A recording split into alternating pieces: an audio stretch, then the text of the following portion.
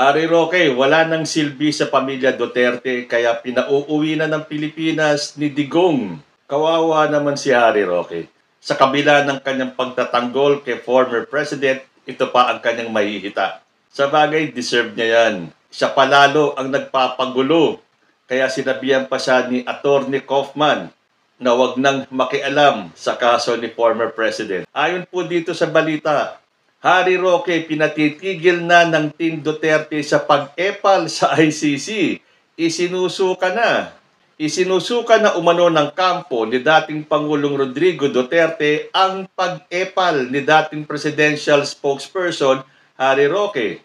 Binarag ng bonggang-bongga ng lead counsel ni Duterte na si Attorney Nicolas Kaufman si Roque dahil sa patuloy na pakikialam nito sa kinakaharap na crimes against humanity ng dating presidente. Wala na umanong interes na kuning abogado ng Team Duterte si Harry Roque. Yan po ang sinabi ni Kaufman. From day one, Harry Roque has portrayed himself as the only person capable of defending the former president, motivating the public against me and my team. Ay totoo naman yan. Kung napapanood nyo yung mga videos itong si Harry Roque, parang siya lang ang may alam kung paano mapapauwi si former president. Hindi ba sa isang video ni Harry Roque, naglabas pa siya ng sama ng loob? Dahil parang hindi na kailangan yung kanyang mga suhestyon. Ang sagot naman ni Harry Roque doon basta siya daw ay magbibigay pa rin ng suhestyon. Pero sabay bawi naman siya na kung hindi naman daw iniintindi yung kanyang mga suggestions, baka huwag na lang daw. Yung kasi ang gustong palabasin ni Harry Roque, na mas magaling siya kay Kaufman. Dahil wala daw siyang nakikitang pag-progress ng kaso ni Duterte sa ICC. Yung kanya daw mga suggestions ay hindi naman tinatanggap. Kaya yun ang dahilan sa sobrang gustong makialam ni Harry Roque na ayaw naman sa kanya ng mga Duterte dahil kung gusto talaga ni Sara Duterte na isama si Harry Roque sa defense team ni former president, abay nung una pa lang na dumating si Digong sa ICC, dapat sinabihan na siya na, oy, kasama ka sa defense team ha? Hindi. Ilang buwan na ang nakalipas, naghihintay pa rin si Roque, pero ayaw siyang intindihin ng mga Duterte. Yung pala, gusto na siyang ilaglag. Dahil sa kadaldalan niya, yan ang napapala niya.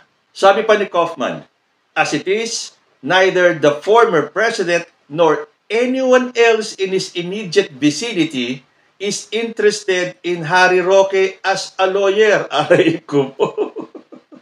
Apakasakit nun, Harry Roque. Pinaggigit-gitan mo kasi yung sarili mo, ayaw naman sa'yo. Hindi ba sabi mo pa sa video mo, na kapag ganun din lang, uuwi ka na lang ng Pilipinas, haharapin mo si Bongbong Marcos, kahit na ikaw ay nasa kulungan, ito na sinisipa ka na. Ayaw na sa'yo, diretsa nang sinasabi sa'yo na tama na ang pangingialam mo, umuwi ka na ng Pilipinas, harapin mo yung kaso mo. Sige nga, tinan natin. O hindi ba napakasakit marinig yon na kahit na si Digong ay hindi interesadong kunin ka bilang abogado? Kahit nga raw si dating Pangulong Duterte ay gusto nang patigilin si Roque sa ginagawa nitong pakikialam sa hinaharap niyang kaso sa International Criminal Court sa The Hague, Netherlands. Saad pa ni Kaufman, the former president has made it known that Roque should stop interfering in his case and return to the Philippines to sort out his own troubling legal issues. Bago ito, sinita na rin ni Kaufman ang mga ginagawang aksyon ni Roque para makatulong daw sa kaso ni Duterte. Kabilang na ang balak umano nito na kasuhan ang Dutch government. Dutch lawyer has confirmed to me that Harry Roque approached him with an initiative to sue the Dutch government for facilitating the rendition of the former president. Kaya naman pala umiepal si Harry Roque na hindi man lang nagpapaalam, hindi man lang pinaalam sa kampo ni Duterte kung ano ang binabalak niya. Mantakin mong nakipag-usap si Harry Roque sa isang Dutch lawyer at sinabihan na ididemanda ang Dutch government sa ginawa nitong rendition sa former president. Talagang sa kagustuhan ni Harry Roque na makuha ang tiwala ng Duterte family sa kanya. Gagawin lahat kahit na ikasasama pa ng kaso ni former President. Ayan tuloy, na-booking ka. So malamang isa to sa dahilan kung bakit sinisipa na ng mga Duterte si Harry Roque. Masyadong maepal at madaldal. Sabi nga ni San Panelo umuwi ka na lang dito at harapin mo yung kaso mo. Dakdak ka kasi ng dakdak dyan. Mapapahamak patuloy lalo si Rodrigo Duterte. Saad pa ni Kaufman, in my opinion, this was a crazy scheme because the release of the former president would require the cooperation of the Dutch government, something unlikely to be forthcoming if they are being sued by the person concerned. O hindi nga ba isang malaking kabaliwan ang gustong mangyari ni Roque? Sabi nga ni Kaufman yung release or baka ito yung interim release ni former president ay nakasalalay sa pagkikipag-cooperate nila with the Dutch government. Tapos ididemanda ni Harry Roque? Sa tingin mo, makikipagtulungan pa ang Dutch government kung sila ay ididemanda? O sabi pa sa Daily Tribune, Harry Roque is not wanted by Duterte or anyone near him. O yan, English na to para maintindihan ni Harry Roque. The former president would prefer Mr. Roque stop interfering and return to the Philippines where his talents and troubles are better suited, where at least Boying Remulla is expecting him. Sabi kasi ni Kaufman, from day one, Roque has undermined me and misled the public. So nasaktan itong damdamin ni Kaufman dahil from day one, parang minamaliit ni Harry Roque itong si Kaufman. Na parang totoo naman, lahat ng request nila denied.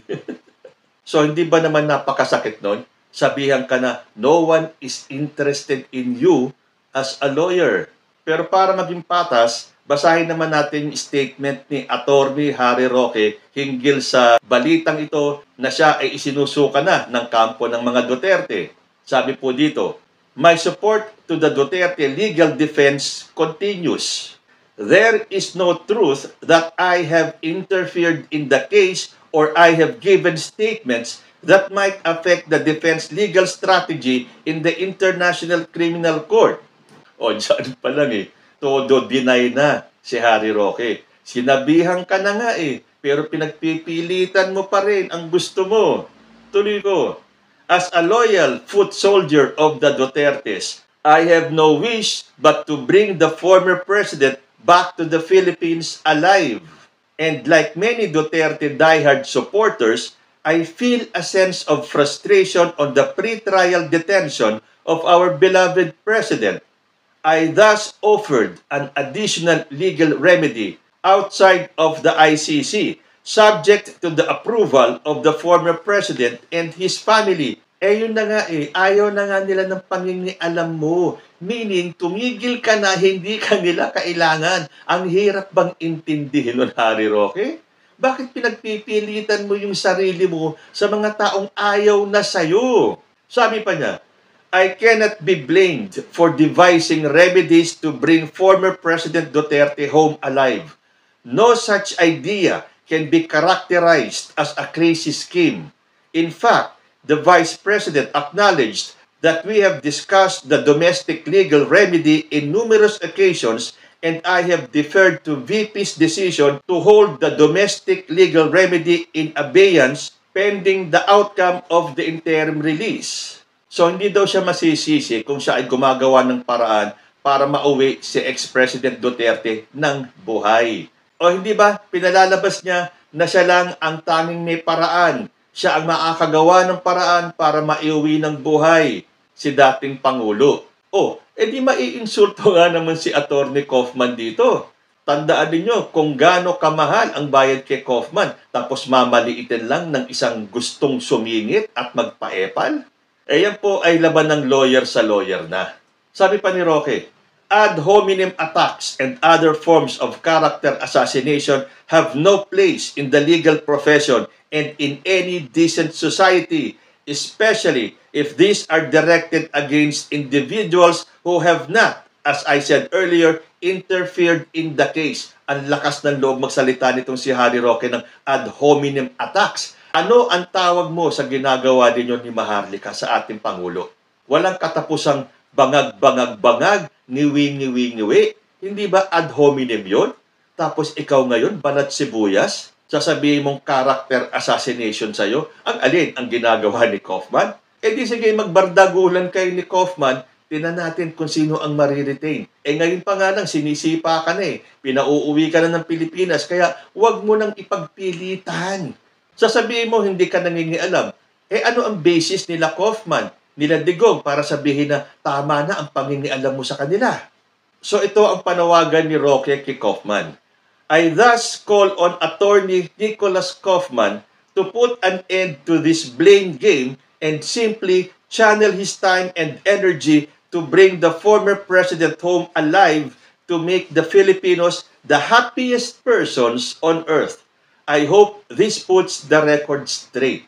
Sa tingin mo, titigil si Kaufman at papayagan niyang minamaliit mo siya?